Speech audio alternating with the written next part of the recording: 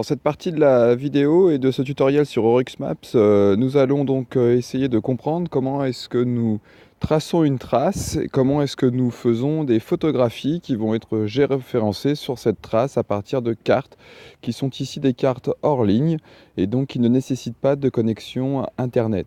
Vous ouvrez donc l'application Oryx Maps.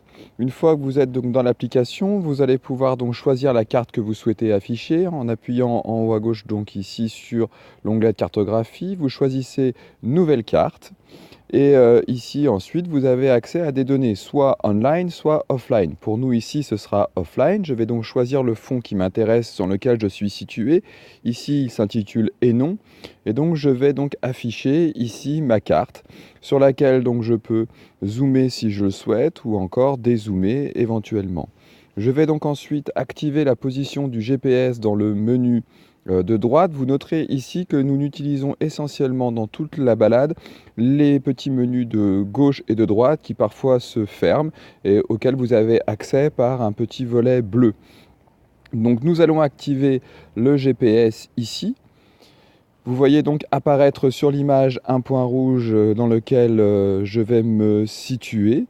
Nous allons donc à partir de là, une fois que le GPS sera correctement positionné, nous allons donc pouvoir commencer à enregistrer notre trace. Pour ce faire, nous allons donc appuyer sur le petit bouton d'enregistrement, de track log, donc des pistes, et donc nous allons ensuite nous déplacer.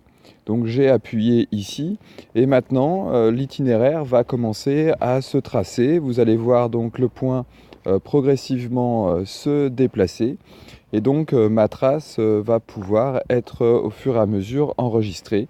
J'aurai des informations d'ailleurs sur mon parcours tout au long de la balade. Donc je continue ici de me déplacer. Vous noterez notamment que pendant votre déplacement, si vous souhaitez, vous pouvez vous arrêter et donc stopper votre enregistrement. C'est ce que nous allons faire ici. Vous noterez ici que commence à apparaître la trace de mon trajet. Je vais donc arrêter mon enregistrement en réappuyant ici sur ce bouton. À ce moment-là, ma trace est sauvegardée avec succès. Vous noterez à ce moment-là que si jamais vous repartez ensuite, vous pouvez réappuyer sur enregistrement, une boîte de dialogue s'ouvre alors, soit vous pouvez commencer une nouvelle trace, soit vous pouvez créer un nouveau segment, soit si vous le souhaitez, vous pouvez continuer la trace. C'est ce que nous allons faire ici, nous allons donc continuer au fur et à mesure notre trace. Donc je vais donc continuer, je vais progressivement continuer de me déplacer. Et par exemple ici, au point où j'en suis, je vais faire un arrêt et je souhaite du coup prendre une photographie, notamment d'un des lieux sur lesquels je suis en balade. Je vais alors appuyer sur la petite image ici de l'épingle. Je vais pouvoir à ce moment-là créer un photo waypoint en appuyant sur l'appareil photo. À ce moment-là, on me demande de terminer l'opération. Ici, je vais choisir l'appareil photo notamment. Je prends mon appareil photo. À ce moment-là, l'appareil photo s'ouvre et donc j'ai la possibilité de faire une photographie des lieux où je me situe. Cette photographie va être géoréférencée. Et donc je vais donc faire ma photographie. Ma photo est prise. Voilà. Je vais pouvoir ensuite valider cette photographie en appuyant sur OK. Je peux réessayer si jamais je ne suis pas content. Et ma photographie va être ainsi géoréférencée. Je vais donc pouvoir à ce moment-là continuer mon parcours et continuer de tracer si je souhaite avec ma tablette donc dans les mains de continuer ma trace qui continue donc de s'enregistrer au fur et à mesure. Et donc je vais choisir éventuellement de faire ensuite un second arrêt pour faire une autre photographie.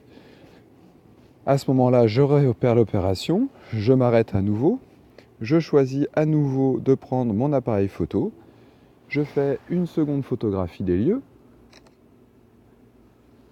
que je valide et j'obtiens ainsi un deuxième waypoint qui donc sont à chaque fois numérotés et qui vont donc être au fur et à mesure présents dans ma tablette. Ainsi, je vais pouvoir photographier plusieurs points tout au long de mon parcours. Vous verrez à chaque fois que mes photographies sont géoréférencées, c'est-à-dire qu'elles se trouvent là où exactement je les ai prises. Et donc ici, je vais recommencer à nouveau pour prendre une photo du lieu où je suis. je valide à nouveau. Et donc voilà, j'ai une troisième photographie qui a été prise. Une fois que mon parcours est terminé, eh bien, je vais pouvoir ensuite enregistrer ma trace. Ma trace sera sauvegardée, mes photographies aussi. Vous noterez que nous pouvons donc toujours continuer notre parcours. Donc je vais continuer mon parcours.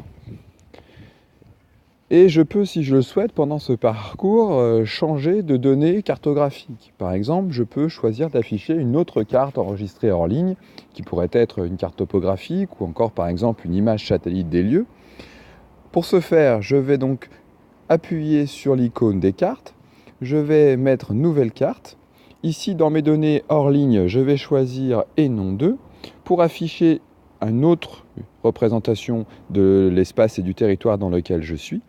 Encore une fois, toujours géoréférencé, dans lequel je vais donc pouvoir voir mes traces. Je peux, si je le souhaite, zoomer sur ce territoire. Je peux également veiller à bien me recentrer. Et donc ici, mon territoire est encore là. Sur cette carte-là, je peux aussi, si je le souhaite, reprendre une photographie du lieu où je me trouve et finaliser mon enregistrement en appuyant sur la touche de fin d'enregistrement. Pour vous assurer que votre enregistrement soit bien terminé, vous deviez voir apparaître le bouton rouge.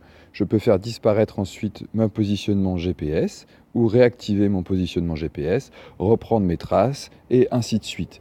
Notez bien que dans mon utilisation, je ne mets pas mes mains ou mes doigts sur l'écran, ce qui aurait peut-être parfois tendance à me décaler par rapport à mon signal GPS, mais j'utilise à chaque fois les menus de gauche et de droite, que ce soit pour zoomer ou pour enregistrer ma trace, ou le menu d'en haut pour pouvoir insérer notamment des photographies dans ma balade.